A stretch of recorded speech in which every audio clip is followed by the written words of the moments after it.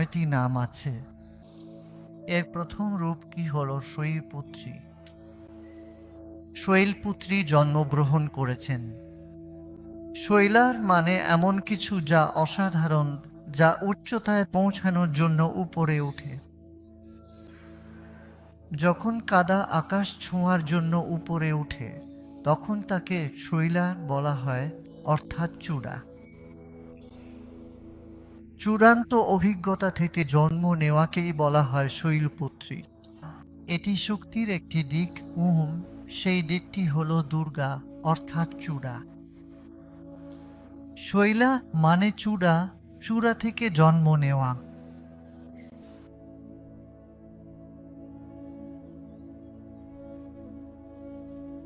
এবং দ্বিতীয়টি হল ব্রহ্মচারিণী। ব্রহ্ম মানে অসীম। এটি অর্থাৎ যা অসীমে বিচরণ করে। আপনি দেখবেন যদি এটা অসীম হয় তাহলে চলার মানে কি? এটা তো সর্বত্রই আছে, তাহলে এটা কোথায় চলবে? হ্যাঁ, এখানে হ্যাঁ না দুটোই আছে। যখন কিছু একটা সর্বত্র ছড়িয়ে আছে তবুও সেটা চলতে পারে, এটা গতিশীল। আপনি যদি ভাবেন সবকিছু সর্বত্র অসীম তাহলে সেটা স্থির।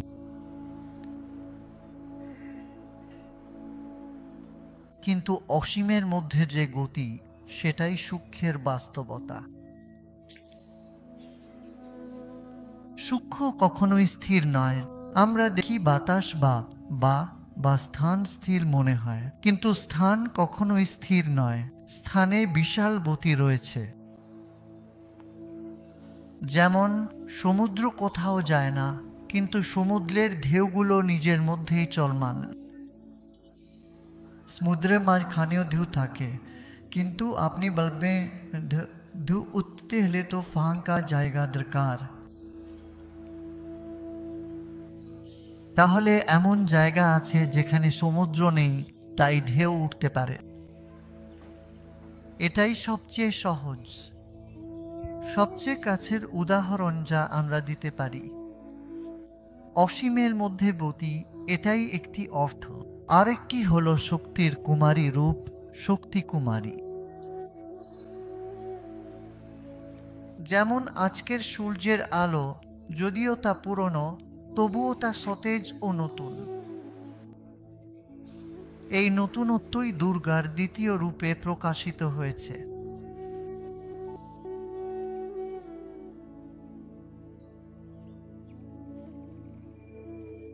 আর তৃতীয়টি চন্দ্রঘণ্টা। চন্দ্র মানে কেন? এটা মনের সাথে সম্পর্কিত, যা মনকে মোহিত করে। সৌন্দর্যের মূর্ত প্রতীক। যেখানেই তোমার কাছে কিছু সুন্দর মনে হয়, সেটি মা দুর্গার শক্তির কারণেই। শক্তি না থাকলে কিছুই সুন্দর নয়। কারো শরীর, মুখ যতই সুন্দর হোক, যদি তাতে প্রাণ না থাকে তুমি সেটাকে সুন্দর বলবে না। তুমি বলো না এটা একটা সুন্দর মৃতদেহ। একটা মৃতদেহে তুমি কোনো সৌন্দর্য দেখো না, কারণ তাতে কোনো শক্তি নেই। তাই এই শক্তি শিশুদের মধ্যে সৌন্দর্য আনে, প্রাণীদের মধ্যে সৌন্দর্য আনে, মানুষের মধ্যেও সৌন্দর্য বিকিরণ করে। এটাই চন্দ্রঘণ্টা।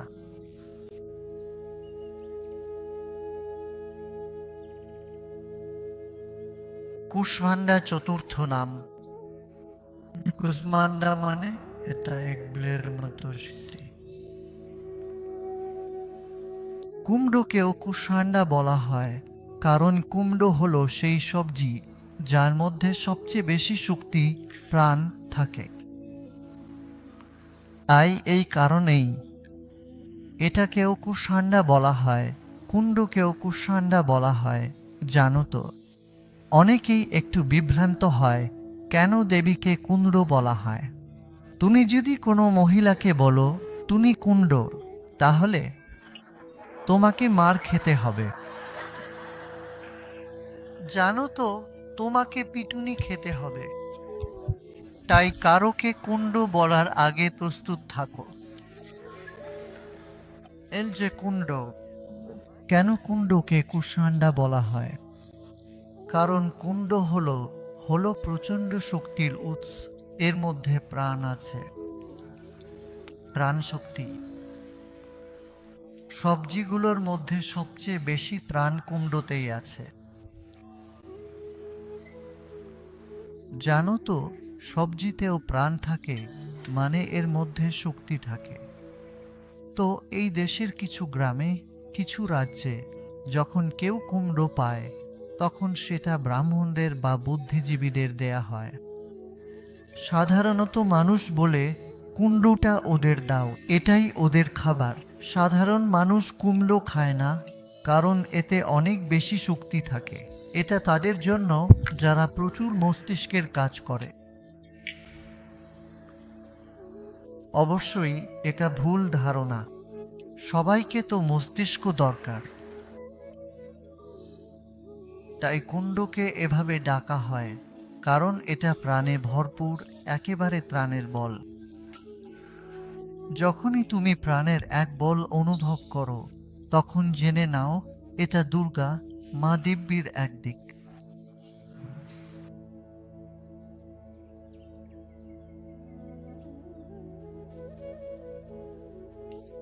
স্কন্দমাতা। স্কন্দমাতা, তিনি মা, মাতৃশক্তি। তোমার নিজের মায়ের মতো, মানে তিনি তোমার নিজের মায়ের মতো। স্কন্দমাতা তাহলে, এবং তিনি হলেন জ্ঞানের 6টি শাখার জননী। তুমি কি 6টি জ্ঞানের শাখা চেনো? ন্যায়, বৈশেষিক, সাংখ্য, যোগ, বেদান্ত, আর তারপর উত্তর মীমাংসা। তাহলে এগুলোই হলো 6টি স্বরদর্শন। আর ষড়ঙ্গ মানে 6টি অঙ্গ আছে, বা বেদের অঙ্গ, জ্ঞানের শরীর। তার মধ্যে জ্যোতিষ আসে, সঙ্গীতও তার অংশ। জ্যোতিষ মানে জ্যোতিষশাস্ত্র, সঙ্গীত। আরো অনেক জ্ঞানী শাস্ত্র আছে, ছন্দ আর তারপর 64টি ভিন্ন ভিন্ন শিল্প ও বিজ্ঞানের শাখা, জ্ঞানের শাখা। আর স্কন্দমাতা এই সমস্ত জ্ঞানের জননী। এটাই স্কন্দমাতা।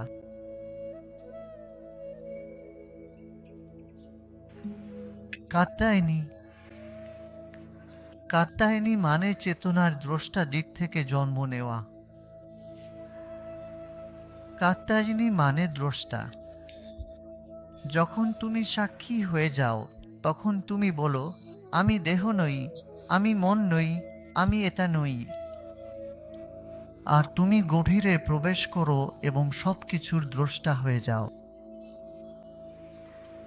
আর এই দ্রষ্টা, চেতনার দ্রষ্টা দিক থেকে শক্তি উঠে আসে, এবং সেই শক্তি, সেই চেতনা, যার আছে অন্তর্দৃষ্টি।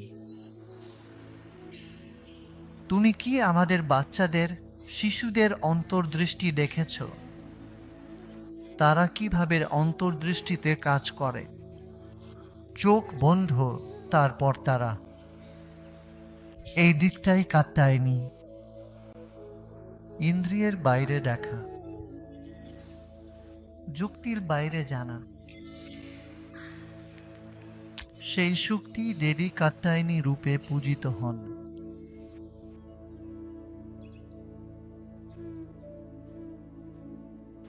কালরাত্রি হল গভীর অন্ধকার শক্তি, ডার্ক ম্যাটার, ডার্ক এনার্জি, যা অসীম মহাবিশ্বকে ধারণ করে।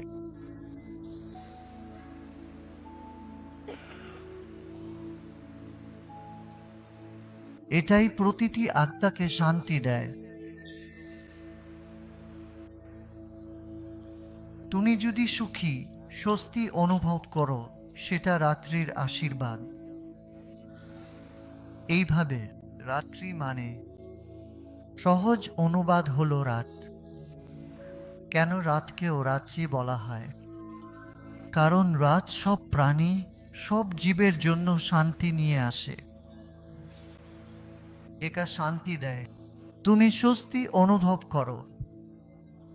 দিনে তুমি যাই করো না কেন, রাতে যখন ঘুমাও তখনই তুমি অন্তর্দৃষ্টি ও স্বস্তি পাও। কালরাত্রি মা দিব্যার সেই দিক যা মহাবিশ্বের বাইরে, তবুও প্রতিটি হৃদয় ও আত্মায় শান্তি নিয়ে আসে।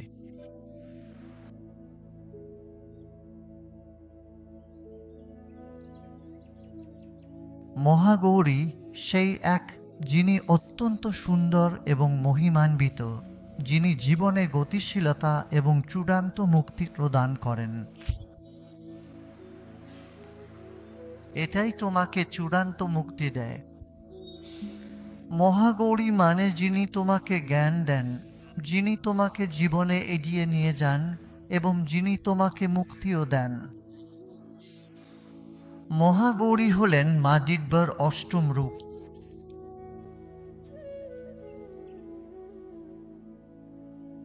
নবম রূপটি হল সিদ্ধিদাত্রী। জীবনে পরিপূর্ণতা নিয়ে আসে আর সিদ্ধি অলৌকিক ঘটনা ঘটায়। এটাই সেই মা দিব্যর আশীর্বাদ নিয়ে আসে। জীবনে অনেক অলৌকিক ঘটনা নিয়ে আসে, যা আমরা অসম্ভব ভাবি সেটাকেই সম্ভব করে তোলে। অসম্ভবকে সম্ভব করা। বাক্সের বাইরে দেখা, বাক্সের বাইরে ভাবা, যুক্তিসঙ্গত ও যৌক্তিক মনকে ছাড়িয়ে গিয়ে সময় ও স্থানের সীমা পেরিয়ে আরো অনেক দূর ও বিস্তৃত কিছু দেখা, এটাই সিদ্ধিদাত্রী। এটাই সিদ্ধিদাত্রী। সিদ্ধিদাত্রী যিনি তোমার প্রচেষ্টার ফল দেন।